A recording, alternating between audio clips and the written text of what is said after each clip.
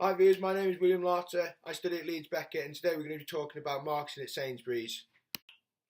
If you don't know what Sainsbury's is, Sainsbury's sells food, clothes, technology, everything you can think of apart from cars and houses. From doing my own independent research on Sainsbury's website, I found out they made a gross profit of nearly 1.5 million.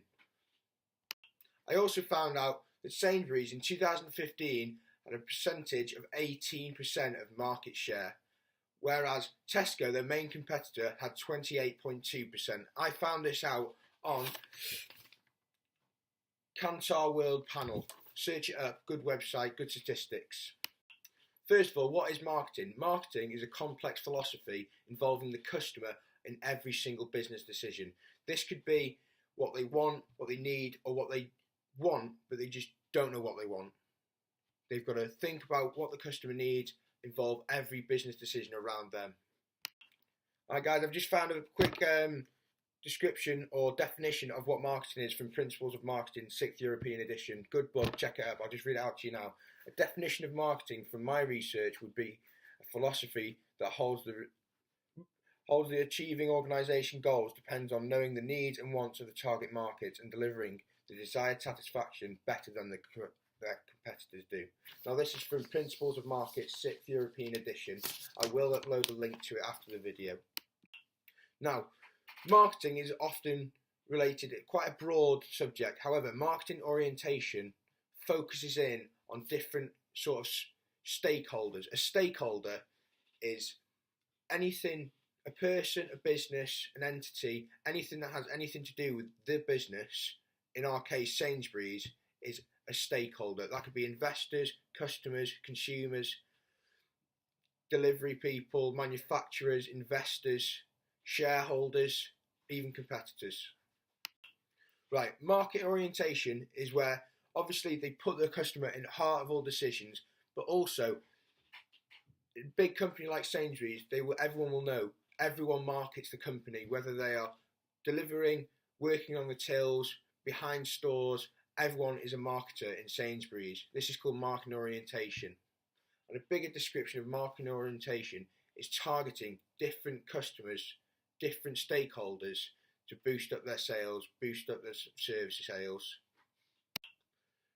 Market orientation. There's three types of marketing orientation: interfunctional market orientation, customer orientation, and competitor orientation. Three completely different things, however they all come under market orientation. Now, customer orientation, pretty obvious. It's customer related, always thinking about the customer, how they can target their needs, their wants. Obviously, this has to be up to date because customer trends, what they want, what they need, their ideas are constantly changing. Therefore, a business such as Sainsbury's has to keep up to date with what the customers want. Therefore, they are customer orientated in what they do and in what they're marketing. Competitor orientation.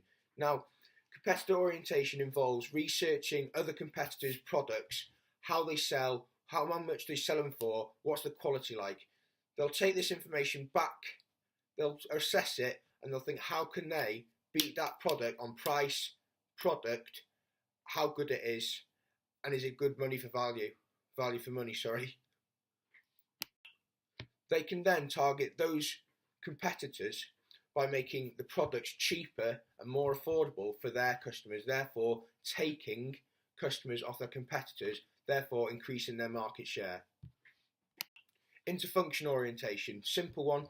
Big businesses, mainly big businesses use it because they've got big departments.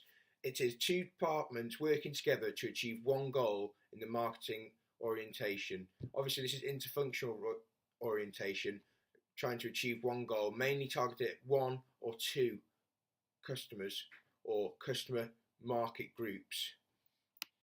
Now, out of the three orientations that I've just spoken about, customer orientation is the most used and it's the most successful in targeting their customers, their stakeholders.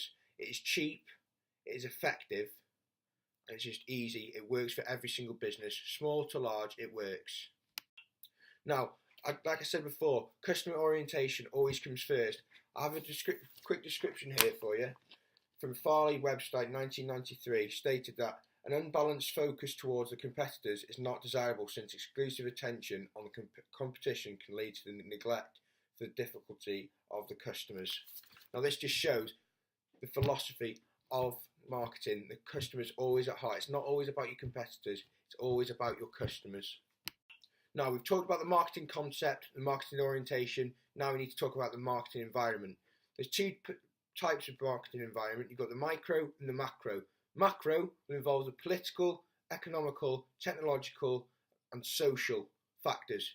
These are out of control of the business. However, they will build decisions around this micro environment. For instance, they might have minimum wage. They can't do anything about that, or the climate change, or how people think. They just have to adapt around this concept. Now, on the other hand, you've now got micro environment. The micro environment is easy to manipulate, mould, evolve around it and adopt your marketing principles to target your customers.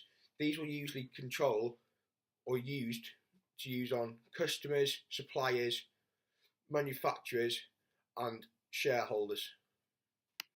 Now, to fully understand marketing concept, market orientation, market environment, we're now going to add all that theory into Sainsbury's, our case study in the marketing of Sainsbury's.